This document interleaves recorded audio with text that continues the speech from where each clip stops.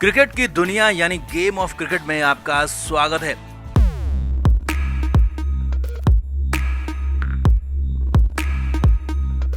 भारत और इंग्लैंड के बीच test series खत्म हो गई है और सीरीज का अंत बेहद दुखद हुआ क्योंकि मैनचेस्टर टेस्ट मैच नहीं हुआ और इसकी पहली वजह रवि शास्त्री हैं जो कि कोविड प्रोटोकॉल तोड़कर लोगों के बीच गए और टीम इंडिया के खेमे में कोविड का वायरस लेकर आए। और दूसरी वजह कप्तान विराट कोहली हैं जिन्होंने टेस्ट मैच खेलने से ही इनकार कर दिया। अब हालत यह है कि ये इस एक टेस्ट मैच के नहीं होने से 400 करोड़ यानी कि 4 अरब का नुकसान हुआ है, जिसके बाद कहा जा रहा था कि विराट और शास्त्री से बोर्ड नाराज है, एक्शन हो सकता है, तो वो एक्शन हो गया है। जी हां, विराट और शास्त्री दोनों पर ही एक्शन हो गया है। तो क्या है वो एक्शन, क्या है अपडेट, क्यों गांगुली को अचानक जाना पड़ा है लंदन, पूरी डिटेल आपको बताते हैं। आप इस वीडियो को शेयर करें और कमेंट करके जरूर बताएं कि 5वां टेस्ट मैच रद्द होने की असली वजह आखिर कौन है, कमेंट जरूर करें। तो रवि शास्त्री के कोविड पॉजिटिव पाए जाने के बाद से ही भारत के इंग्लैंड दौरे पर संकट के बादल मंडराने लगे थे। हालांकि चौथा टेस्ट मैच तो जैसे तैसे पूरा कर लिया गया, लेकिन 5वें टेस्ट मैच से पहले एक और केस जब आया तो विराट समेत भारत के खिलाड़ियों ने खेलने से ही इनकार कर दिया और मजबूरी में, जी हां मजबूरी में, दोनों ही बोर्ड को टेस्ट मैच रद्द करना पड़ा। भारतीय बोर्ड की मजबूरी यह थी कि कप्तान और खिलाड़ियों का साथ देना था, उनकी बात माननी थी, और इंग्लैंड बोर्ड की मजबूरी थी कि बीसीसीआई की बात मान लें ताकि बीसीसीआई नाराज ना हो। और इसमें करीब 400 करोड़ का नुकसान हुआ है। अब हालत यह है कि खुद बीसीसीआई अध्यक्ष सौरव गांगुली को लंदन जाना पड़ा है। जी हां, इंग्लैंड को भारी भरकम नुकसान हुआ है और बीसीसीआई की बात मानकर, गांगुली की बात मानकर टेस्ट मैच को रद्द किया गया। तो उसके बाद खुद सौरव गांगुली लंदन रवाना हो गए ताकि अगले कदम पर, अगली सीरीज पर चर्चा हो सके और इंग्लैंड बोर्ड के घाटे को कम किया जा सके या फिर इंग्लैंड बोर्ड को कम से कम नुकसान हो और फायदे में पहुंचाया जा सके। और उम्मीद की जा रही है कि ये टेस्ट सीरीज यहीं पर खत्म हो जाएगी और अगले साल 2 टेस्ट मैच की नई सीरीज होगी। अब सीरीज तो जब होगी तब होगी, लेकिन बीसीसीआई जो कि रवि शास्त्री और विराट कोहली से बेहद नाराज था और इन पर एक्शन की बात कही जा रही थी, तो फाइनली बीसीसीआई ने एक्शन ले लिया है। जी हां, रवि शास्त्री पर पहला एक्शन हुआ है। बीसीसीआई ने टीम इंडिया के सारे सपोर्ट स्टाफ, सारे खिलाड़ियों, कप्तान की रिपोर्टिंग में बदलाव करने का फैसला कर लिया है। अभी तक कप्तान समेत पूरी टीम और पूरा support staff head coach Ravi Shastri को रिपोर्ट करता है और हर काम के लिए रवि शास्त्री की मंजूरी, रवि शास्त्री के साइन जरूरी होते हैं। लेकिन अपने कार्यकाल के खत्म होने से ठीक पहले रवि शास्त्री को बड़ा झटका मिला है और शास्त्री से रिपोर्टिंग छीन ली गई है। हालांकि अभी नई रिपोर्टिंग किसे होगी, कौन नया बॉस होगा, ये साफ नहीं है, लेकिन महेंद्र सिंह धोनी को टीम इंडिया का नया मेंटोर बनाया गया है। तो जाहिर सी बात है कि शास्त्री से रिपोर्टिंग छीनकर रिपोर्टिंग मैनेजर महेंद्र सिंह धोनी को ही बनाया जाएगा। हालांकि इसका ऐलान अभी तक नहीं हुआ है। आईपीएल के बीच में या फिर आईपीएल के खत्म होने वाले दिन ही इसका ऐलान किया जा सकता है।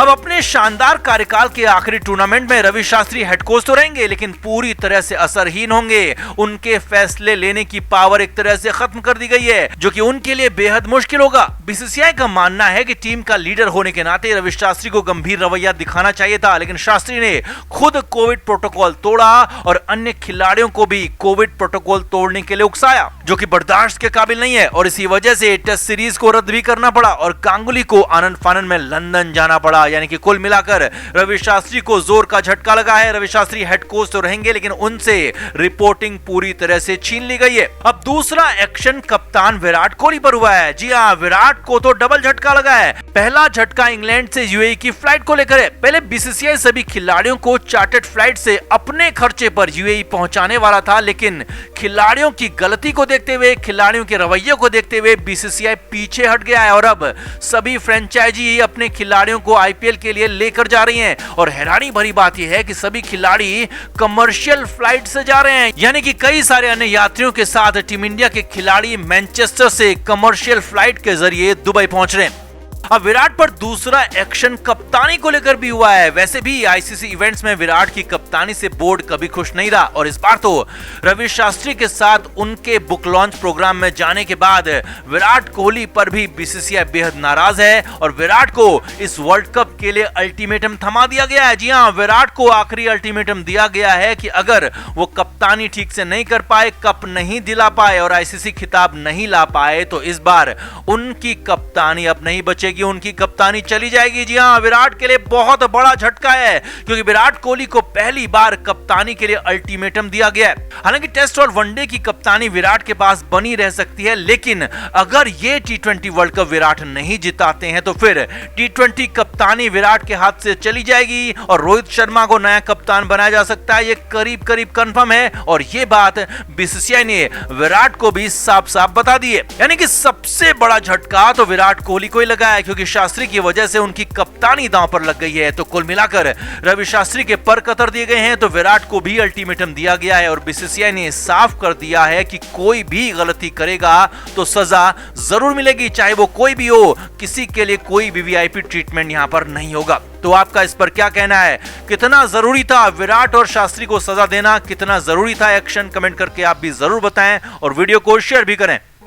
तो वर्ल्ड कप के लिए जाने वाली टीम इंडिया के लिए कुछ नाम तो लगभग पहले से ही तय थे जिनका खेलना पक्का था, जिसमें कप्तान विराट कोहली के साथ साथ उप कप्तान रोहित शर्मा, केएल राहुल, सूर्य कुमार यादव, ऋषभ पंत, हार्दिक पांड्या, रविंद्र जडेजा, जसप्रीत बुमराह, मोहम्मद शमी और भुवनेश्वर कुमार के नाम थे।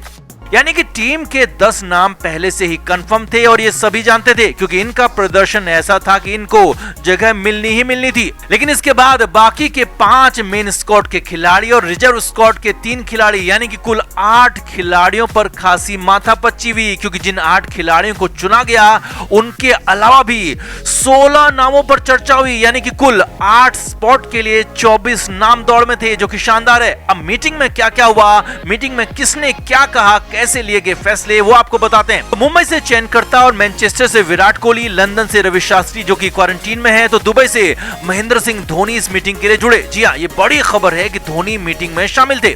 अब बीसीसीआई सूत्रों के हवाले से मीटिंग के पूरे मिनट्स आपको बता रहे हैं कि मीटिंग में क्या क्या हुआ, किसने क्या क्या कहा। 10 कंफर्म नामों के बाद सबसे पहले बात हुई कि क्या टीम में बैकअप विकेट कीपर रखा जाए या नहीं, या फिर स्पेशलिस्ट बैट्समैन रखा जाए। तो महेंद्र सिंह धोनी ने कहा कि टीम में रिजर्व विकेट कीपर होना चाहिए ताकि कभी भी जरूरत पड़ने पर मुंह ताकने वाली कंडीशन ना हो, और विराट ने भी धोनी की बात का समर्थन किया। जबकि रवि शास्त्री ने कहा कि राहुल टीम में मौजूद हैं तो इसीलिए स्पेशलिस्ट बैट्समैन को रखा जाए, विकेट कीपर को ना रखा जाए, और रवि शास्त्री ने श्रेयस अय्यर का नाम लिया। वहीं मुख्य चयनकर्ता ने बीच का रास्ता निकाल दिया। चेतन शर्मा ने ईशान किशन का नाम लिया और कहा कि वो विकेट कीपर है, मिडिल ऑर्डर में बतौर बल्लेबाज खेलता रहा है और जरूरत पड़ने पर ओपनिंग भी कर चुका है। तो किशन के नाम पर सबसे पहले विराट कोहली ने ही हामी भरी और फिर धोनी ने भी हाँ कहा और रवि शास्त्री को भी हाँ कहना पड़ा। अब यहाँ पर संजू सैमसन के भी नाम की चर्चा हुई, लेकिन संजू का पत्ता कट गया, ईशान किशन को यहाँ पर मौका मिला।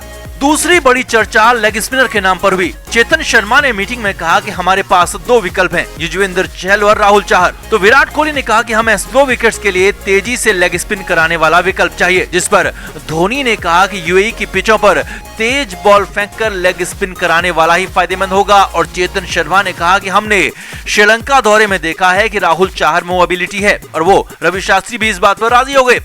यानी कि राहुल चाहर की तेज गति ने उन्हें टीम में जगह दिला दी और चहल को टीम से बाहर करवा दिया, और एक तरह से चहल को टी20 करियर में काफी पीछे भी धकेल दिया। क्रिकेट के हर नए अपडेट के लिए गेम ऑफ क्रिकेट को सब्सक्राइब करें और उसके बाद बेल आइकन को प्रेस करना ना भूलें ताकि सिर्फ आपको मिले गेम ऑफ क्रिकेट की हर खबर सबसे पहले।